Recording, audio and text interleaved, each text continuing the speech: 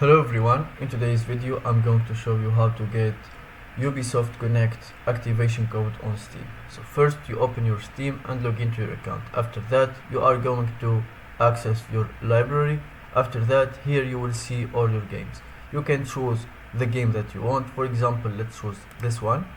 Then after you click on that you will see here the gear icon. You click on it, then you will see the option manage. You go to it. After that you should see an option here, CDK. You click on that, then you copy the code. After you do these steps, you are going to open your Ubisoft Connect, then you click on your profile name, then in the options you will see get activation code. You click on that.